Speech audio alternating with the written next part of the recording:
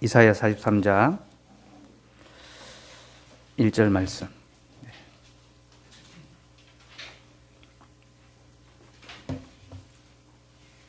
이사야 43장 1절 말씀 우리 같이 한 목소리로 읽읍시다. 시작. 야곱아, 너를 창조하신 여호와께서 지금 말씀하시느니라. 이스라엘아, 너를 지으신 이가 말씀하시느니라. 너는 두려워하지 말라. 내가 너를 구속하였고 내가 너를 지명하여 불렀나니 너는 내 것이라. 아멘. 미국의 한 스포츠 기자가 이런 기사를 썼습니다. 우리가 인생에서 절대로 피할 수 없는 것이 세 가지 있는데 죽음과 세금과 그리고 불운이다. 이렇게 기사를 썼는데요.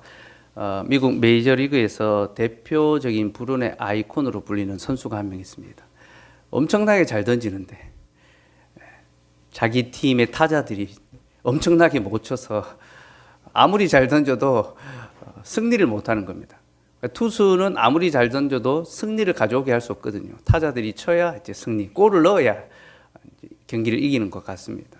그래서 이 선수가 메이저리그 역사 전체를 통틀어서 가장 불운한 선수다라고 그렇게 불리고 있는데, 그 선수에 대한 기사를 쓰면서 죽음과 세금과 그리고 불운을 피할 수 없다, 이렇게 기사를 시작했는데요. 그 기사처럼 우리의 인생은 죽음과 세금과 불운을 피할 수가 없습니다. 지난 주일에도 살펴보았듯이 인생은 늘 이런 고통, 죽음, 불운을 마주하며 살아갑니다. 이것이 범죄한 우리의 실존이죠. 그러나 여러분, 우리에게는 피할 수 없는 것이 한 가지 더 있습니다. 그게 바로 위로죠.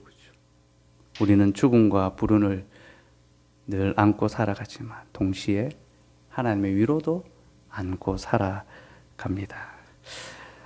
제가 주일에 이 위로에 관한 말씀을 나누었는데요. 오늘 이 부분에서 좀 더 구체적으로 말씀드리려 합니다. 이사야 43장 1절은 저희 어머니께서 저에게 가장 많이 읽어주셨던 그런 말씀입니다. 특별히 제가 시험을 치러 갈 때, 학력고사 수능 시험을 치러 갈 때 부적처럼 저에게 이 구절을 적어서 두려워하지 마라, 놀라지 마라, 이 말씀을 적어서 저의 손에 쥐어주시고, 그리고 저는 그걸 이제 시험 끝나고 쉬는 시간마다 부적처럼 읽으면서 마음의 위로와 안정과 평안을 얻었던. 근데 제가 재수를 했어요. 첫 번째 효과는 못 보고 두 번째 효과를 봤는데, 첫 번째는 제가 공부를 안 해서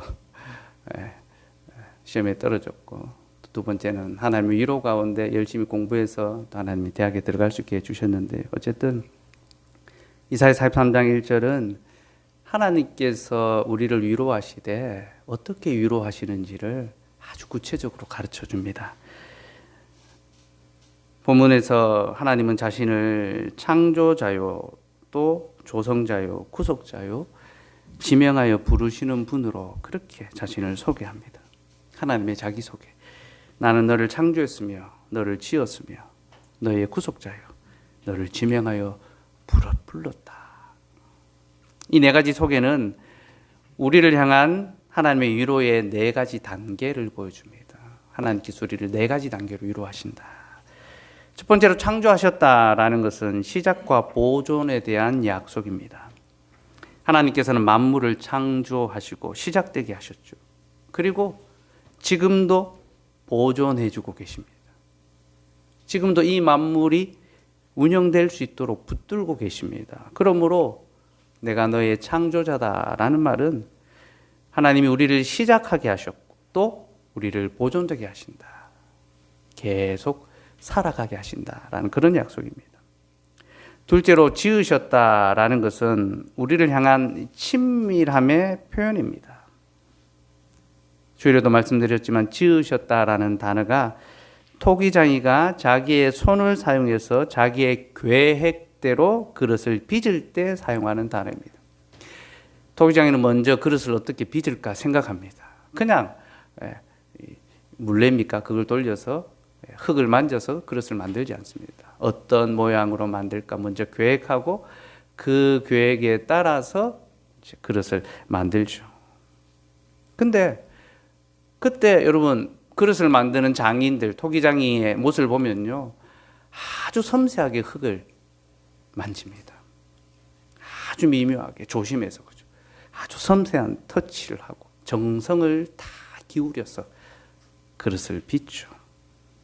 하나님이 우리를 지으셨다는 것이 그런 뜻입니다. 우리를 매우 세밀하게, 그리고 아주 친밀하게, 우리 한 사람 한 사람, 한 영혼과 한 인격을 빚으시고 다듬어 주신다라는 거죠. 우리는 하나님의 아주 세심한 터치로 지음을 받았습니다. 세 번째로 구속자라는 것은 우리를 향한 더욱 친밀한 하나님의 사랑을 보여줍니다. 성경에서 이 단어는요, 어려운 형편에 처한 사람이 파산에 이르렀을 때 그의 가장 가까운 친척이 나서서 기업을 이어주는, 그때 사용하는 단어입니다. 한 사람이 파산하게 되어서 하나님께 받은 기업을 다 팔게 되었습니다. 그때 그의 가장 가까운 친척이 나서서 내가 기업을 이어주겠습니다. 그래서 자기의 돈으로 그것을 사서 돌려주는 겁니다. 그게 구속한다라는 단어입니다. 우리가 룻기에서 보아스가 그렇게 행동한 것을 보죠. 나오미의 기업을 그가 물러줬지 않습니까? 자신에게 손해가 남에도 불구하고 기꺼이 그것을 사서 돌려주었습니다. 이것이 구속자가 된다라는 그런 뜻입니다. 그러므로 여러분, 하나님이 우리의 구속자가 된다는 것이 무엇입니까? 그가 우리의 가장 가까운 친척이 되셔서 파산한 우리, 아무것도 할 수 없는 무력하고 무기력하고 소망 없는 영적 파산자인 우리의 형편을 해결해 주시고 가난한 우리를 부욕해 주시는 거죠. 기업을 물러주시는 거죠. 그래서 가장 부유하신 주님이 우리를 위하여 가난해지셨고 그가 가난해진 것은 우리를 부욕해 하기 위함이라. 그렇게 말하지 않습니까? 그는 우리의 구속자로서 우리의 기업 물을 자가 되시고 우리의 가장 가까운 가족이 되셨습니다. 네 번째로 지명하여 불렀다라는 것은요, 우리를 향한 하나님의 친밀함의 절정을 보여줍니다. 이는 하나님께서 우리의 아버지가 되셔서 친밀하고 사랑스러운 음성으로 우리의 이름을 불러주신다라는 그런 뜻입니다. 여러분, 이름을 부른다는 것은요, 관계에 있어서 최고의 존중입니다. 내가 너와 관계하기를 원한다. 진심으로 관계하려 할 때에 우리는 이름을 불러줍니다. 특별히 이름을 지명하여, 이름을 지어서 불러주는 것은 최고로 친밀한 관계 안에서 행하여지는 일입니다. 그래서 이런 반려견, 반려묘를 집에 들이면 제일 먼저 하는 게 뭡니까? 이름을 지어주는 겁니다. 내 식구다, 내 가족이다. 이름을 지어주죠.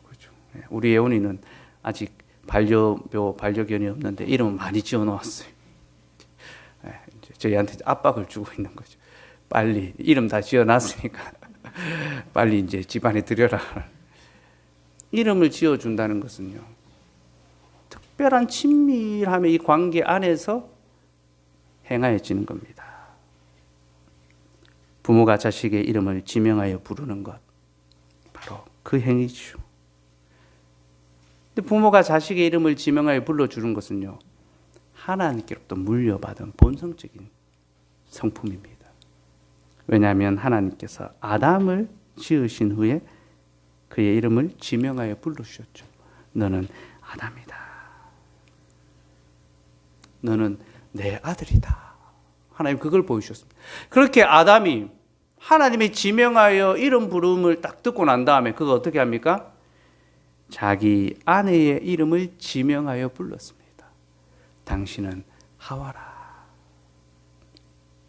당신은 나의 아내입니다.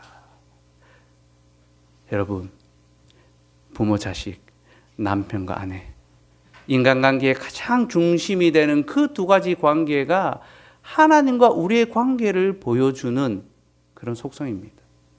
곧 하나님이 우리의 아버지가 되고 우리가 그의 자녀가 되었다는 것이요.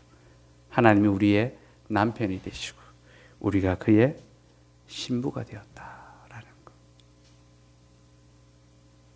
그래서 교회를 그리스도의 신부라고 부르죠. 예수님께서 우리의 이름을 지명하여 너는 내 교회다. 신부라고 불러주신 겁니다. 그러니 여러분, 하나님께서 우리의 이름을 지명하여 불러주신다는 것은요, 그가 우리를 자신의 자녀로, 자신의 신부로 맞아주시는 겁니다. 그러니 우리의 이름을 불러주시는 것은 우리가 하나님께로부터 받을 수 있는 최고의 위로입니다. 이거보다 더 큰 위로는 없습니다. 주께서 우리의 이름을 지명하여 불러주셨다. 그가 우리의 이름을 아십니다. 이름을 안다는 것은 우리의 모든 것을 아신다는 것입니다. 우리의 상처와 아픔과 우리의 약함과 우리의 고통과 우리의 소망과 우리의 전체를 아신다라는 거죠. 이 하나님의 위로를 받으십시오. 그럼 여러분, 하나님이 우리에게 주시는 그 위로의 이 실제적인 구체적인 내용이 무엇일까요? 첫째는 하나님 우리를 구원해 주셨다라는 겁니다. 주일에도 살펴보았죠. 하나님 우리를 구원해 주셨고 우리에게는 영생의 삶이 주어졌습니다. 그런데 여러분, 구원이라는 것은요, 우리의 영혼에만 국한된 문제가 아닙니다. 하나님은 우리의 영혼과 함께 우리의 몸도 구원해 주셨습니다. 그래서 하나님은요, 우리의 영혼의 필요를 채워주시듯이 우리의 몸의 필요도 채워주십니다. 우리 영혼의 만족과 평안과 기쁨을 주시듯이 우리의 몸의 필요도 채워주신다는 겁니다. 우리가 육을 입고 이 땅을 살아가는 동안 우리에게는 육적인 필요가 있습니다. 육적인 필요가 채워지지 않고 우리가 성도도 이 땅에서 살아갈 수가 없지 않습니까? 우리의 몸을 지으신 하나님께서는 우리의 몸에 필요가 있다는 것을 아시고 그 몸의 필요를 채우십니다. 이것이 하나님 우리를 위로하시는 내용입니다. 첫째는 생존의 필요입니다. 하나님은 우리가 먹어야지만 살고 또 생존을 위하여 공급되어야 될 것이 있다는 것을 아십니다. 그리고 이것을 채워주시죠. 대표적인 것이 일용할 양식입니다. 우리에게 일용할 양식을 주심으로 우리의 몸이 살아갈 수 있도록 하시고 우리의 입을 것, 우리의 거처할 곳을 하나님께서 허락해 주시죠. 여러분, 하나님 우리가 손으로 하는 모든 일들에 대해서 합당한 열매를 주십니다. 그래서 우리의 몸의 필요를 하나님이 채워가게 해 주십니다. 우리 시온이가 요즘 놀랍게도 공부를 하고 있습니다. 갑자기 공부에 대한 열의가 생긴지 공부를 하더라고요. 인터넷 강의를 듣고 문제집을 펼쳐서 열심히 풀고 있는데 더 놀라운 것은요, 공부하는 만큼 실력이 늘고 있다는 겁니다. 그게 저는 더 신기하더라고요. 전에는 못 풀었던 문제를 막 술술 풀더라고요. 특히 수학 같은 경우에 약간 수학 문제를 풀고 있는 거 보면 좀 경이로운 생각이 듭니다. 예, 경이롭다. 하나님 살아계신다. 그런 생각이 들고요. 근데 자기도 너무 놀라운 거예요. 자기가 그 문제를 풀고 있다는 사실이. 내가 이런 문제를 풀 수 있다니 하면서 자기도 깜짝 놀래가지고 자기가 문제를 푸는 것을 이제 다 시연을 합니다. 엄마를 딱 불러두고 다 의자에 앉아 있으라 하고 내가 이 문제를 어떻게 푸는지 보라고. 예원이도 막 옆에서 학습시킵니다. 어려운 문제 풀게 하면서. 그러면서 막 자기가 이제 어려운 문제를 막 풀어내는 이제 그런 모습을 보여줍니다. 여러분, 하나님은요, 우리가 노력한 만큼의 결과를 주십니다. 우리 하나님 인색한 분 아닙니다. 무자비한 분 아닙니다. 우리 하나님 우리에게 환난과 고난만 주시는 분 아닙니다. 우리가 수고한 만큼의 합당한 결과를 주십니다. 우리가 안 해서 그렇지, 우리가 나태하고 게을러서 그렇지, 하면 하는 대로 결과가 나오는 것이 하나님이 우리에게 주시는 삶의 원리입니다. 심는 자는 거둘 것이요. 주께서는 우리가 손으로 수고하여 일할 때마다 그에게 합당한 보상을 주십니다. 우리의 생존을 위하여 먹을 것과 입을 것과 거주할 곳을 주십니다. 그러니 여러분, 지금 하는 일이 어렵고 힘들어도 포기하지 말고 더욱 열심을 내시기 바랍니다. 시험은 다가오고 준비는 덜 된 것 같고 한 일주일, 2주일만 더 연기되면 좋겠다. 늘 그런 생각이 들죠. 저도 주일이 하루만 더 연기되면 좋겠다. 토요일마다. 일주일 내에 하도록 주일 말씀을 고민하고 준비하고 하면서도 또 하루만 시간이 더 있으면 좋겠다. 그런 생각을 합니다. 그건 어려운 거죠. 쉽지 않은 거죠. 그러나 어렵고 힘들어도 포기하지 않고 묵묵하게 견디고 참고 해내면 그에 합당한 열매를 주십니다. 보상을 주십니다. 이것이 우리의 몸을 돌아보시는 하나님의 은혜의 섭리입니다. 또한 하나님께서는 때때로 우리가 생각하지 못했던 것, 우리가 행하지 못했던 것까지도 우리에게 베풀어 주십니다. 기대 이상의 성취를 누리게 하시는 거죠. 하나님 우리에게 일용할 양식을 주실 뿐만 아니라 기쁨의 포도주까지. 야, 이거는 내가 한 것이 아닌데, 이거는 나로서는 이룰 수 없는 것인데, 그런 성취와 또 그런 열매를 맛보게도 하십니다. 창세기 27장 28절 말씀 같이 읽어볼까요? 시작. 하나님은 하늘의 이슬과 땅의 기름짐이며 풍성한 곡식과 포도주를 내게 주시기를 원하노라. 하나님, 우리가 수고해도 땅이 엉겅길과 가시덤불을 낼 것이다. 네가 수고해야지만 겨우 먹을 것이다 말씀하셨지만 때때로 우리에게 풍성한 곡식과 포도주를 주신다는 겁니다. 노아처럼 인생의 기쁨으로 그가 정말 고통과 수고의 시간을 보냈지 않습니까? 120년 동안 방주를 만들었고 하나님의 그 명령을 따라 가축들을 다 불러들여서 홍수의 그 기간 동안 가축들을 잘 돌아보았습니다. 그리고 그가 하나님의 말씀에 따라 포도나무를 심었는데 하나님께서 풍성한 소출을 주셨고 기쁨의 포도주를 그에게 주셨죠. 그가 그것을 먹고 기뻐했지 않습니까? 우리 하나님께서는요, 우리를 수고하게도 하시지만 우리가 수고한 것 이상의 기쁨과 즐거움도 맛보게 해주십니다. 살다 보면 인생이 참 기쁠 때, 참 평안이 누려지고 하나님의 은혜가 감사하다 고백될 그럴 때도 있습니다. 그러니 이것을 기대하며 오늘 하루 성실하게 한 알의 씨앗을 눈물로 심는 거죠. 기쁨으로 거두게 될 날을 기다리면서. 두 번째로 하나님께서 채우시는 필요는요, 안정과 만족의 필요입니다.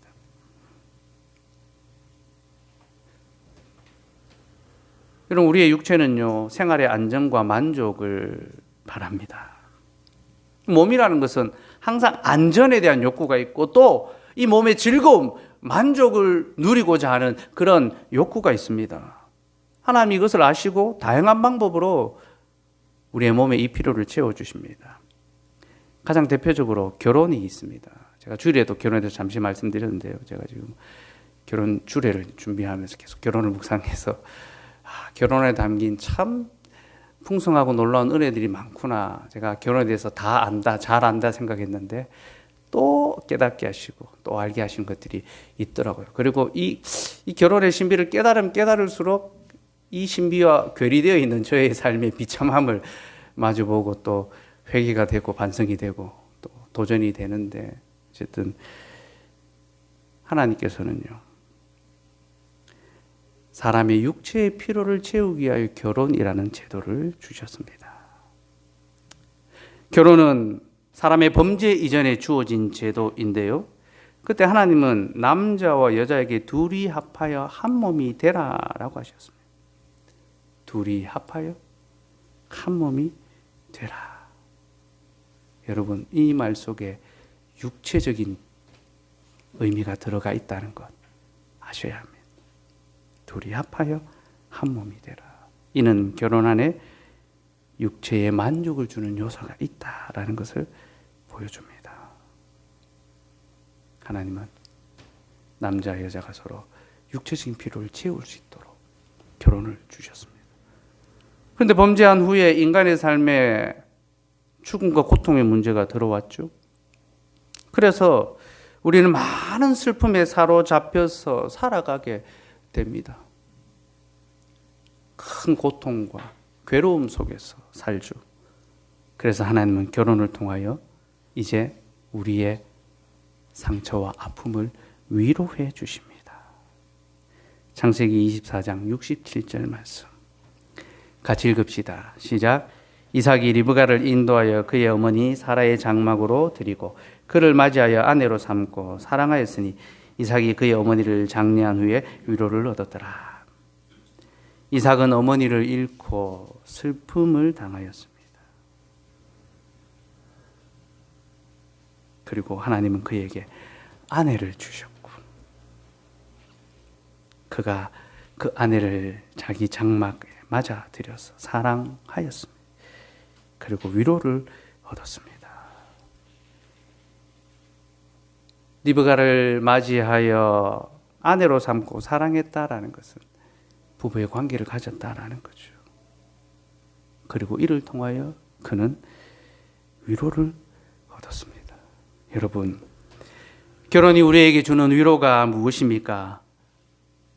첫째는 육체의 만족이며 둘째는 삶의 평안함입니다. 하나님은 결혼을 통하여 우리에게 성적인 친밀함을 맛보게 하십니다. 여러분, 부부가 침실에서 사랑의 말을 하고 사랑의 관계를 갖는 것은 하나님 주신 큰 위로요 기쁨이라는 사실을 알아야 합니다. 이것은 선하고 아름다운 것입니다. 이것은 하나님께서 우리의 몸의 아픔과 상처, 마음의 고통을 위로해 주시기 위하여 주신 아름다운 사랑의 제도입니다. 부부는 그러한 관계를 맺을 때에 육체의 소욕을 해소하고 또 정서적인 친밀감을 누리게 됩니다. 사랑 안에서 하나가 되는 거죠. 그래서 여러분, 결혼 생활에 있어서 부부 관계는요, 신랑과 아내에게 가장 큰 위로가 되는 선물입니다. 가장 큰 위로입니다. 그런데 이 위로는요, 부부 관계 안에서만 유효합니다. 만약 결혼 관계 밖에서 이 위로를 사용한다면 이것은 위로가 아니라 그때는 상처가 됩니다. 우리는 가장 큰 위로가 가장 큰 상처가 될 수 있다는 사실을 알아야 합니다. 우리 교회에 젊은 부부들이 많고 또 결혼할 가정들이 많죠. 여러분, 이 원리를 마음에 잘 새겨 놓으시기 바랍니다. 부부 관계 안에서 이 위로를 풍성히 사용하십시오. 아직 부부 관계가 되지 않았다면 잘 참으시고 기다리십시오. 산편을 일찍 터뜨리지 마시고 더욱 소망함으로 기다리시고 때가 되었을 때에 기쁨의 포도주를 개봉하고 풍성하게 마십시오. 그러나 이 포도주의 병을 깨트려서는 안 됩니다. 그러면 상처와 아픔으로 고통을 당하게 됩니다. 이렇게 결혼은 우리에게 육체적인 만족을 주고요. 또 결혼은 우리에게 정서적인 안정을 줍니다. 부부는 서로에게 의지가 되며 서로의 마음을 위로해 줍니다. 또한 그들은 자녀들을 양육하기 위하여 함께 땀 흘려 수고하고 동력합니다. 하나님께서는 아담에게 모든 동물을 다스리게 하셨지만 여자는 돕는 배필로 주셨습니다.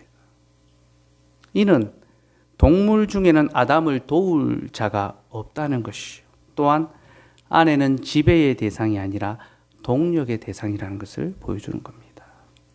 여러분, 그렇습니다. 남편에게 도울 자는 아내밖에 없으며 아내에게 자신이 따르고 지지할 사람은 남편밖에 없습니다. 우리는 이걸 늘 반대로 많이 하죠. 그렇죠? 그래서 남편은 늘 남의 편만 든다고 해서 남편.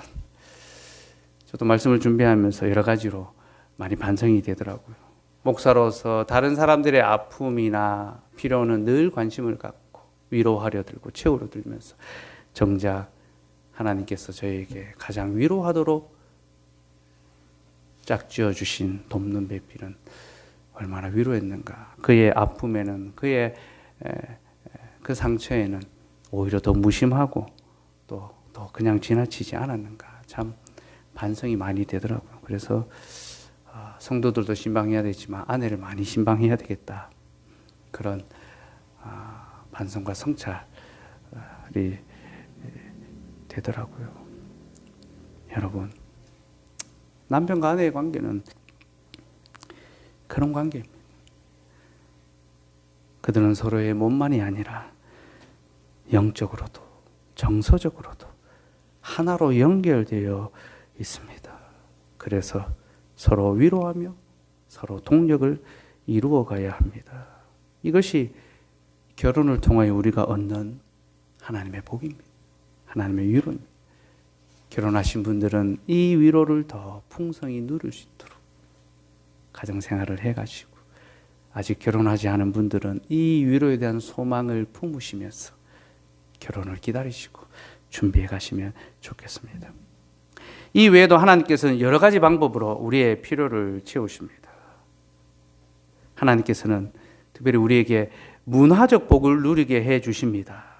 그래서 우리에게 좋은 것을 먹고 좋은 것을 보며 좋은 것을 듣고 좋은 것을 함으로 즐겁게 해주십니다. 우리는 좋은 음악을 들음으로 마음의 평안을 얻습니다. 마음이 괴로울 때 바흐의 그런 음악 들으면 마음이 평안해지고 그렇죠. 클래식 같은 거 들으면 미안합니다. 얼굴 표정이 다들 평안이 없는 얼굴이. 저는 그 KBS 클래식 방송에서 저녁 6시부터 8시까지 하는 세상의 모든 음악이라는 프로를 대단히 좋아하는데요. 저녁에 그 프로를 듣고 있으면 하루가 마무리되는 그런 기분이 듭니다. 아주 좀 쓸쓸하면서 서정적인 세상의 여러 아름다운 노래들을 이제 소개해 주거든요. 참 제가 좋아하는 프로입니다. 근데 최근에 또 좋아하는 프로가 하나 더 생겼어요. 4시부터 6시, 그 앞에 MBC 라디오에서 정선이 문천식의 지금은 라디오 시대. 거기 웃음이 묻어난 편지, 뭐 이런 이제 재미있는 에피소드 사연을 소개해 주는데, 이제 그 라디오를 듣고 있으면 막 기분이 막 좋아지더라고요. 제가 사연을 한번 써야 되겠다. 그 웃음이 묻어난 편지, 그 상품도 주고 하더라고요. 그래서 저 정도 에피소드면은 뭐 되지 않을까.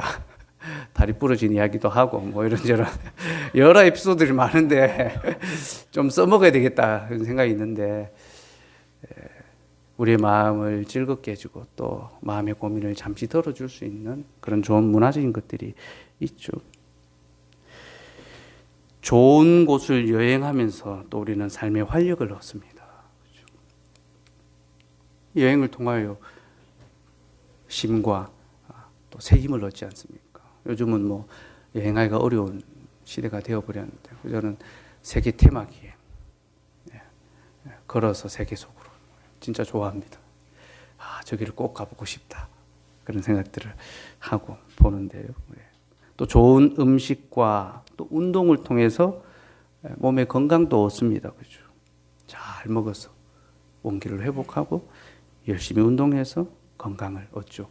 물론 너무 심하게 운동해서 건강을 잃는, 상하는 그런 경우도 있지만, 친구와 만나서 차 한잔하면서 이야기하는 것, 좋은 사람과 같이 좋은 시간을 보내고 함께 땀 흘려 운동하는 것, 이 모든 것들은 하나님이 우리에게 즐김을 통하여 힘을 얻어 주시는 문화적인 좋은 복들입니다. 디모데전서 4장 3절과 4절 말씀 볼까요? 같이 읽읍시다. 시작. 혼인을 금하고 어떤 음식물은 먹지 말라고 할 터이나 음식물은 하나님이 지으신 바니 믿는 자들과 진리를 아는 자들이 감사함으로 받을 것이니라. 하나님께서 지으신 모든 것이 선함에 감사함으로 받으면 버릴 것이 없나니.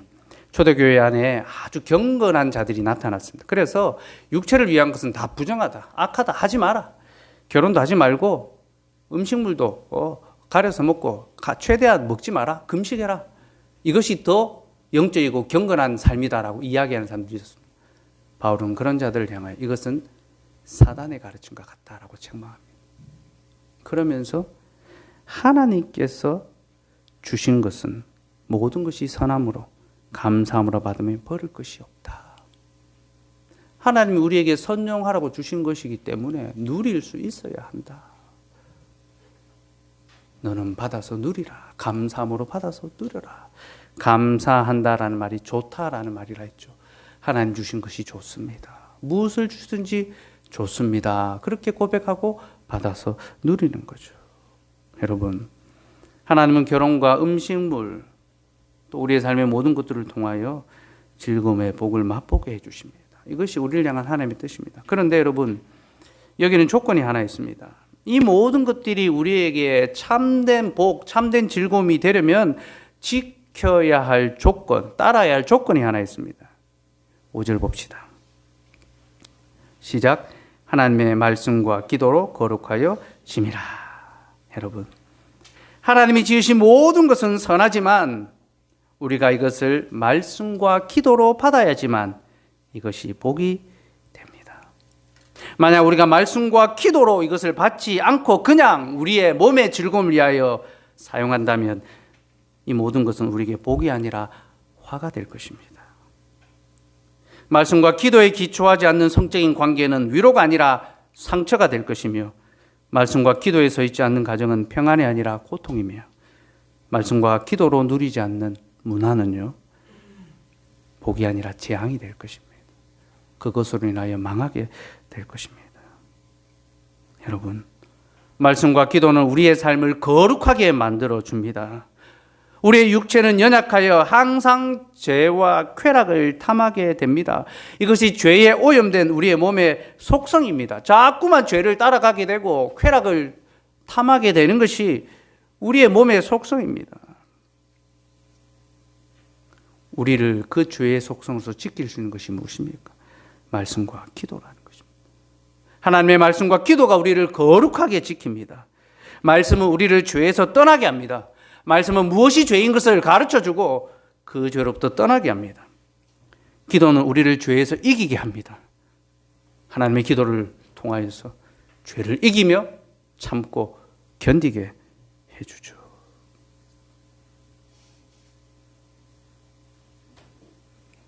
여러분, 말씀을 통하여 죄를 떠나시고 기도를 통하여 죄를 이기며 삽시다.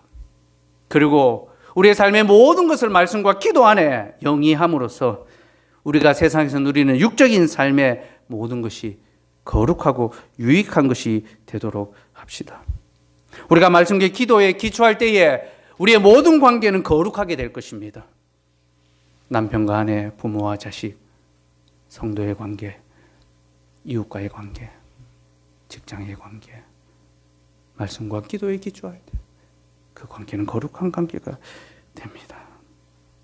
또한 말씀과 기도에 매진하며 살아갈 때 우리가 하는 모든 일은 거룩하게 될 것입니다.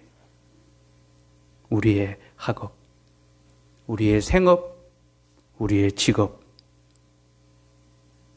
그 모든 것이 비로소 거룩한 직임과 직분과 소임이 될 것입니다. 그러므로 여러분, 우리 함께 기도합시다.